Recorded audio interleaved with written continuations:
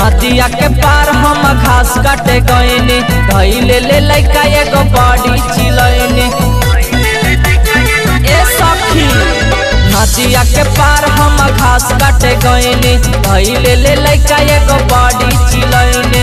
मस्ती में कैले जबरदस्ती की रोई रोई रह गईनी रे सखिया, की रोई रोई रह गईनी रे सखिया, की रोई रोई रह गईनी रे सखिया। मस्ती में कैले जबरदस्ती की रोई रोई रह गईनी रे सखिया। मार देले वही जे पगस्ती की रोई रोई रह गईनी रे सखिया।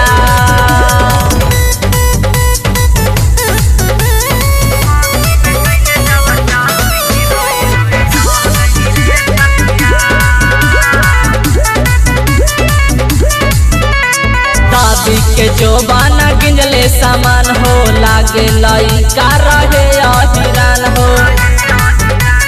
ए सखी दादी के जो बाना गिंजले सामान हो, लागे लइका रहे अहिरान हो।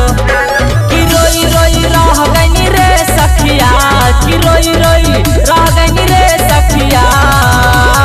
मस्ती में कैले जबरदस्ती की रोई रोई रह गईनी रे सखिया। मार देले वही जे पगस्ती की रोई रोई रह गईनी रे सखिया।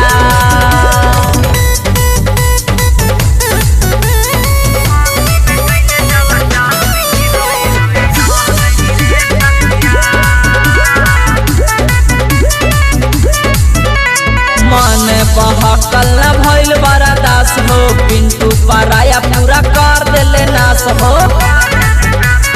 ए सखी मनवा बहकल न भइल बर्दाश्त हो, पिंटू पराया पूरा कर देले नाश हो। की रोई रोई रह गईनी रे सखिया, की रोई रोई रह गईनी रे सखिया। मस्ती में कैले जबरदस्ती की रोई रोई रह गईनी रे सखिया। मार देले वही जे पगस्ती की रोई रोई रह गईनी रे सखिया। Recording by RM music Guraru Gaya.